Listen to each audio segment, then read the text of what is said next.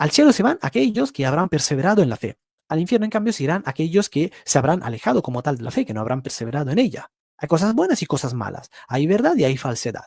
Eso es lo que dice el Evangelio. El Señor Jesús justamente les decía a la gente, ustedes son pecadores y son injustos. Ahora, la cuestión es que no se queda ahí, ¿no? Entonces ustedes, en cuanto a pecadores injustos, pueden como tal tener un cambio, una metanoia en virtud de la cual puedan dejar de ser pecadores injustos y por lo tanto santos o píos y justos, en la medida en la que dejan de hacer ese mal, en la medida en la que se apartan de esas falsedades y se acerquen a mí. ¿Por qué? Bueno, porque yo soy la verdad y la verdad les hará libres.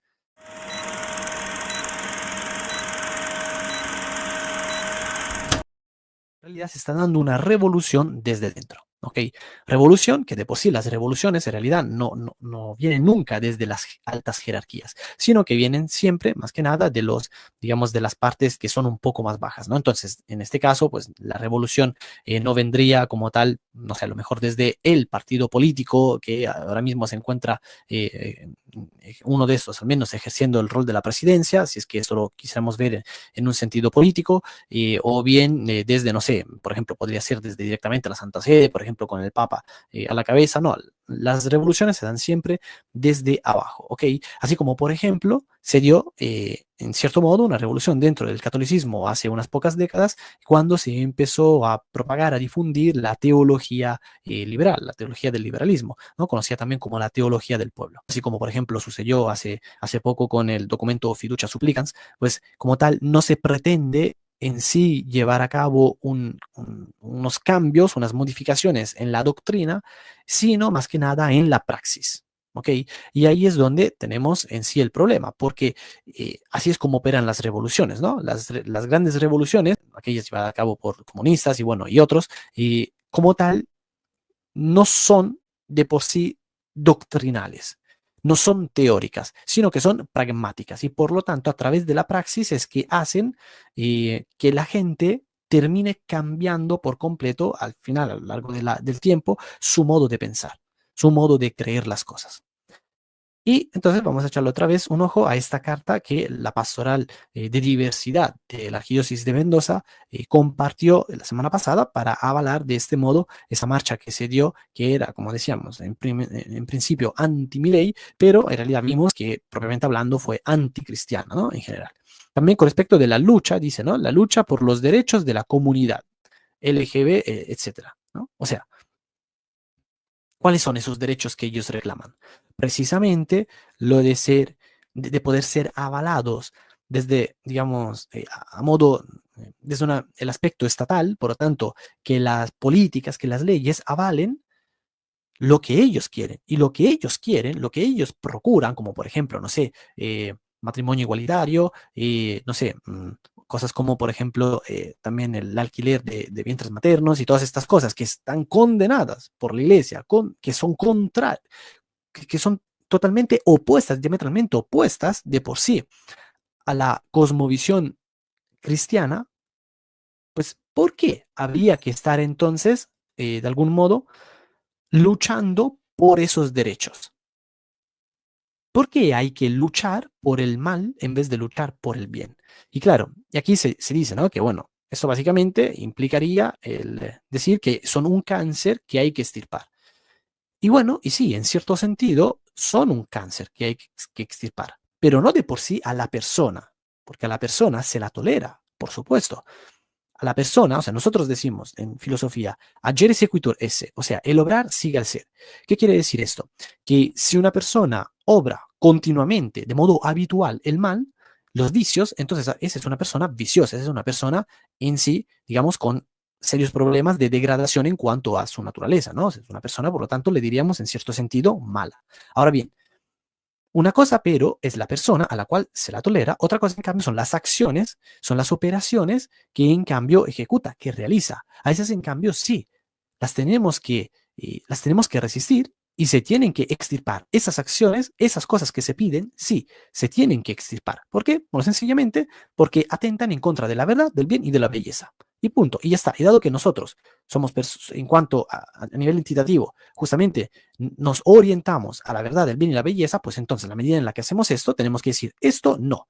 Y ojo, que esto es tan así que incluso ellos mismos las personas propias de estos colectivos dicen lo mismo con respecto de nosotros. Hay que extirpar ese modo de pensar por parte de estos cristianuchos que todo el tiempo nos están dando la lata con respecto a que nosotros vamos en contra de la verdad, del bien y de la belleza. Entonces ellos opinan exactamente lo mismo. ¿Por qué? Porque de nuevo, en cuanto digamos, en un sentido entitativo, todos nos orientamos a la verdad, el bien y la belleza. Ahora, el problema es cuando uno se orienta hacia una verdad aparente, un bien aparente, una belleza aparente, que dicho de otro modo terminarían siendo falsedad, mal y fealdad, maldad y fealdad. Pero la cuestión es que todos presuponemos que hay algo como esto, o sea, llamado verdad, bien y belleza.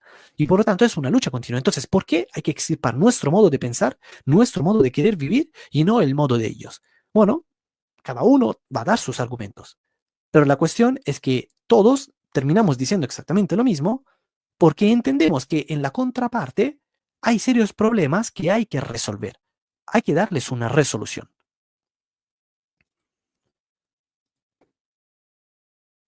Ahora, ¿qué más se dice?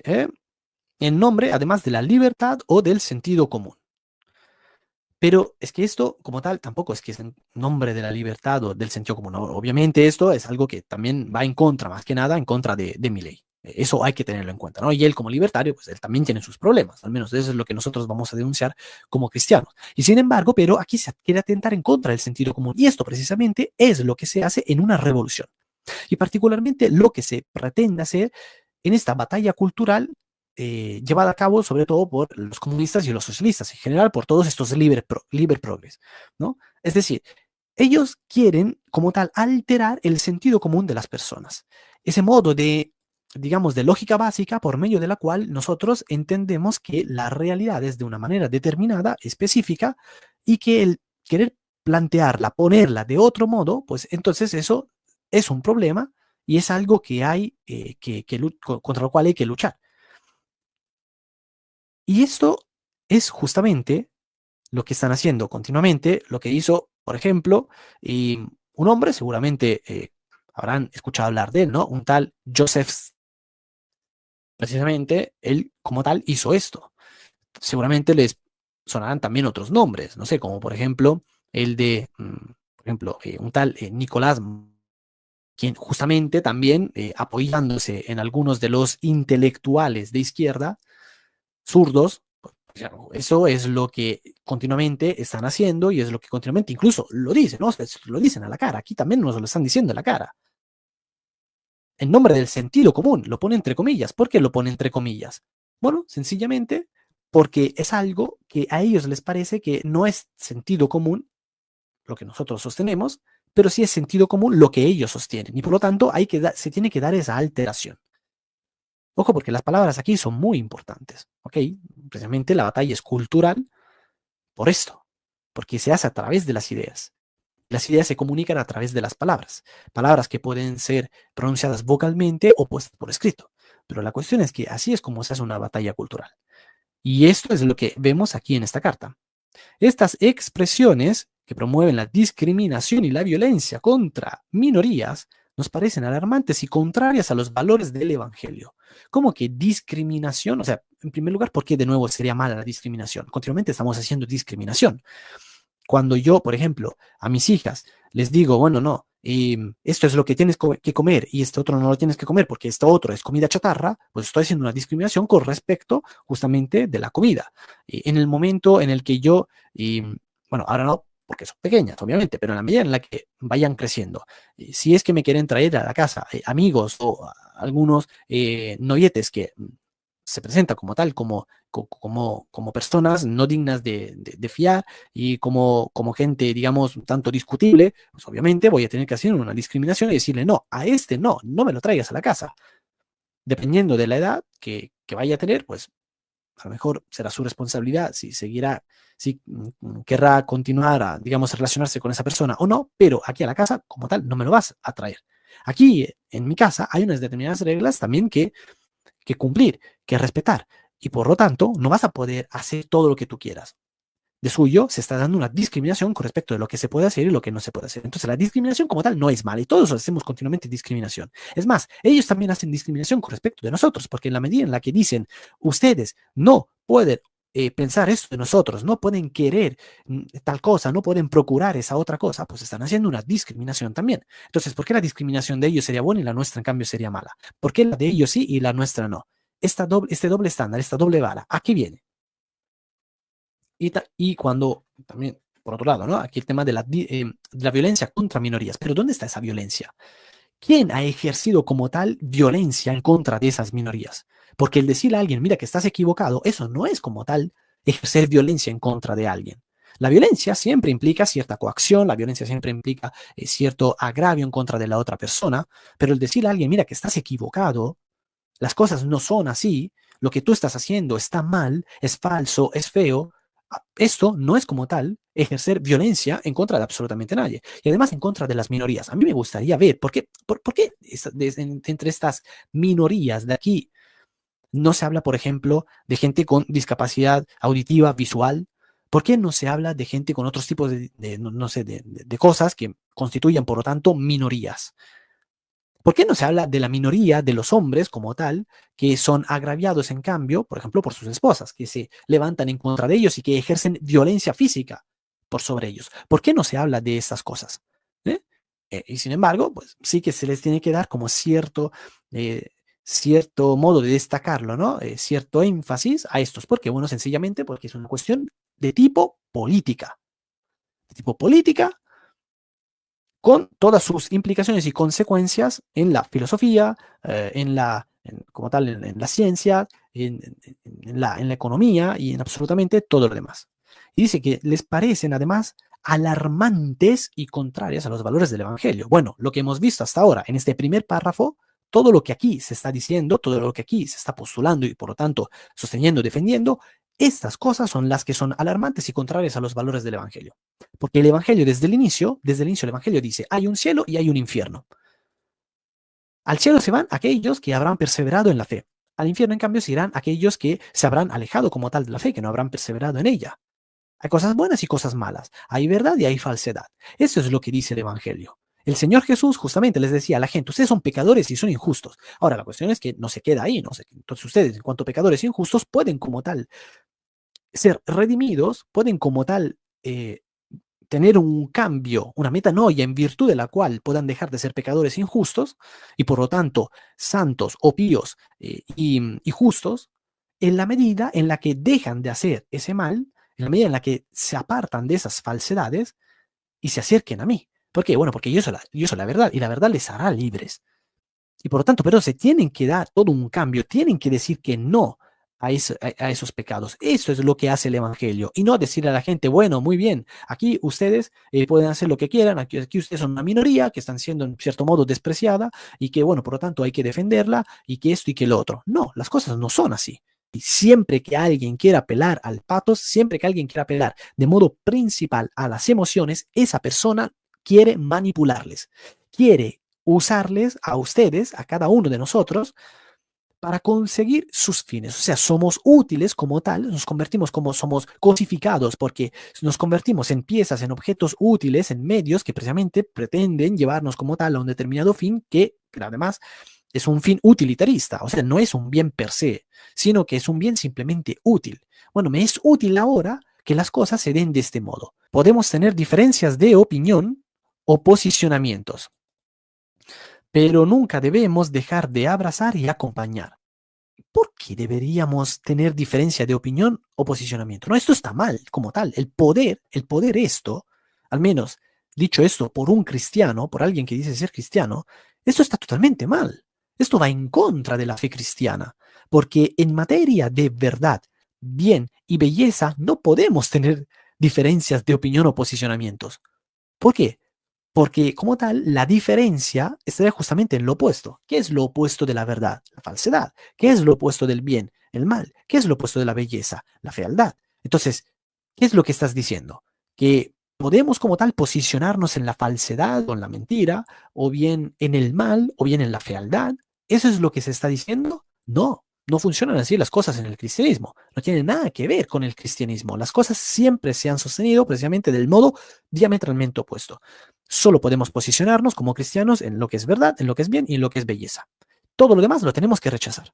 Así que en la medida en la que algo no se adecua con la realidad, ya sea en cualquiera de los tres órdenes, eh, entonces, pues, si no te adecuas en cualquiera de estos tres órdenes de los trascendentes del ser, ya está. O sea, que no se hable más. Eso lo vamos a rechazar y vamos a luchar en contra de esto. El Señor Jesús era esto lo que hacía. Hombre, si esto fuera así, entonces, pobrecitos, esa minoría de los mercaderes que estaban en el templo, a los cuales Jesús le echó a son de patadas en el trasero casi, pues entonces, pobrecitas, todas esas personas eran una minoría, estaban ahí trabajando, estaban buscando la vida, ¿no? Hombre, Jesús, vamos, no seas así, digamos, tan escrupuloso, ¿no?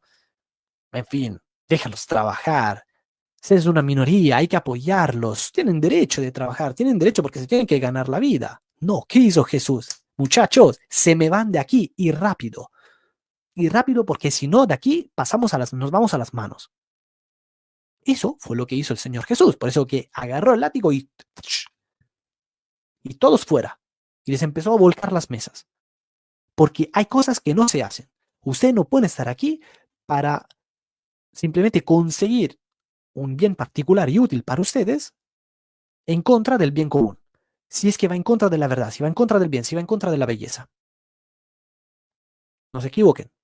No se equivoquen, las cosas no funcionan de ese modo en el cristianismo. El Papa Francisco nos invita a construir una iglesia que sea casa de todos. Bueno, ¿de todos en qué sentido? En un sentido extensivo, en un sentido intensivo. O sea, de todos, o sea, como queriendo decir que entonces cada uno puede hacer lo que le da la gana en esta casa, que no hay reglas, que se quiere promover una anarquía. No funcionan de ese modo las cosas. La iglesia es monárquica, no es anárquica. Aquí no se puede hacer lo que sea, lo que a uno le apetezca, porque hay reglas que respetar. Y si no te gustan las reglas, pues simplemente móntate lo tuyo, ¿no? Móntate tu religión. Móntate tú un cristianismo punto dos. No, ¿cómo es que decir? Un cristianismo 2.0. Móntatelo tú por tu cuenta. ¿Por qué tienes que estar aquí tratando de algún modo de cambiar las reglas de la casa, habiendo venido después encima? O sea, es que tú ni siquiera eres, propiamente hablando, parte de los fundadores, sino que tú vienes 2000 años después. Que además por 2000 años, porque no es que ahora recién tenemos a estas personas, sí que tenemos estos colectivos, ¿no? O sea, montados, organizados de esta manera, como tal, con sus partidos políticos también, con toda su reclamación de derechos y demás cosas. No, sino que eso es cierto, lo tenemos ahora, pero personas, digamos, con esas orientaciones, con esos desórdenes afectivos sexuales, pues las ha habido siempre. Y la iglesia, por 2000 años, se ha opuesto a estas cosas. Ahora, lamentablemente, se han infiltrado más todavía personas desde afuera que pretenden dar una revolución desde adentro, porque se dieron cuenta de que desde fuera no se conseguía digamos, del mejor de las maneras. Entonces, bueno, hay que darla desde adentro.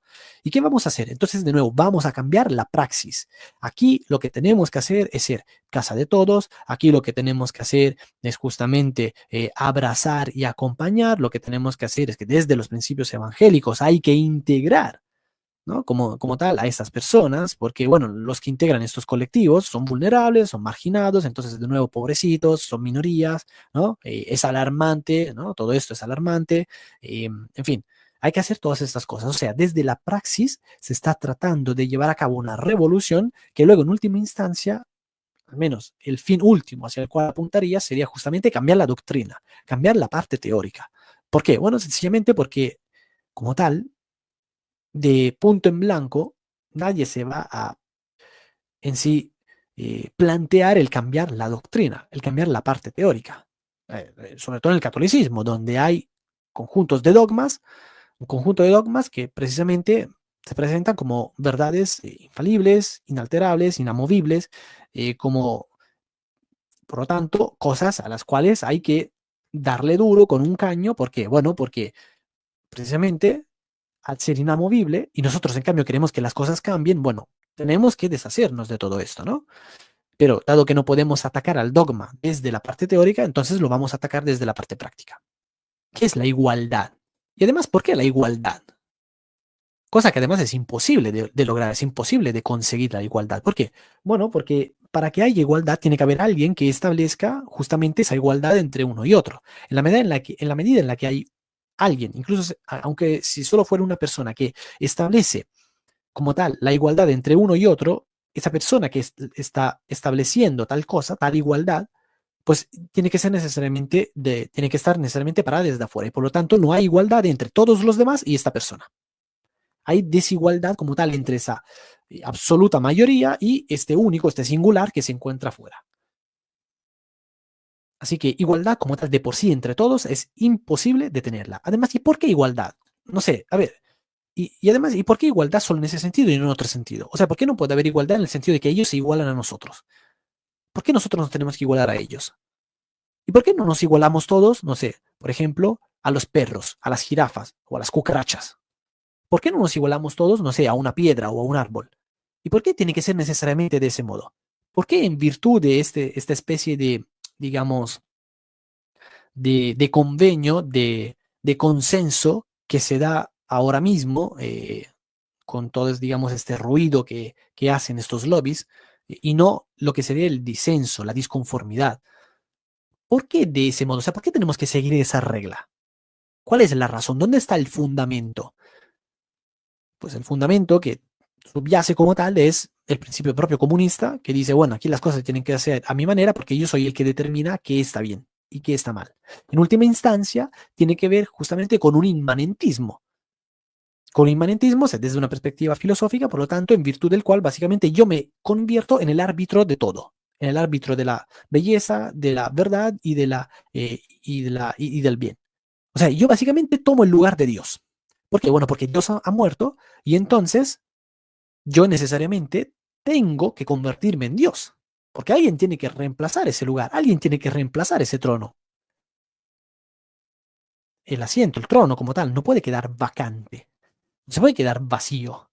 Tiene que haber alguien que se siente ahí. Como diría Protágoras. O sea, como en cuanto hombre, me convierto en la medida de todas las cosas. Yo me convierto en la regla. ¿Por qué? Bueno, sencillamente porque se da, o sea, porque yo soy, o sea, la realidad inmane, o sea, está en mi interior. Yo soy quien determina qué es verdad y qué no es verdad. Y punto, se acabó la historia, muchachos. Cierren todo, dejen de estar pensando, dejen de razonar, simplemente acudan a estas personas para que les puedan decir qué es verdadero y qué no, qué es bueno y qué no, qué es bello y qué no. Así es como hay que vivir. Hay que entregarse directamente a todos ellos para poder estar tranquilos, porque si no, encima te hacen la vida imposible. Invitamos, ¿no?, a toda la comunidad a sumarse a este esfuerzo. ¿Qué? No me has dado una buena razón, ¿no? Hasta ahora. Por construir una sociedad donde nadie sea excluido, y de nuevo, ¿no? Otra vez con el tema de la exclusión, cosa imposible, es imposible que se haga algo así, o sea, ya de por sí él, por ejemplo, que se levanta como, que está ahí como arzobispo, Dios lo ha puesto como arzobispo, muy bien. Quiere decir que está en una posición superior a la mía, en cuanto a lo que es, como tal, la jerarquía, el estado piramidal de la iglesia. Yo, como tal, como seglar, como laico, estoy por debajo de él. Ojo, si debería haber una igualdad, por lo tanto, como aquí se está tratando de decir, ¿no? Si debería, como tal, construirse una sociedad, y el cristianismo es parte de la sociedad, donde nadie sea excluido y donde haya una igualdad, entonces, o sea, yo tendría que estar en su mismo lugar o él se tendría que rebajar a mi lugar. Porque para que haya igualdad, entonces, tampoco puede haber como dar una diferencia en ese sentido de roles, ¿no? O sea, yo como sacerdote común y él como sacerdote ministerial. ¿Por qué? ¿Y por qué no se convierte él en sacerdote común también? O yo me convierto en sacerdote ministerial. O sea, el cristianismo se viene abajo por completo. Y donde prevalezcan el amor, el respeto y la solidaridad.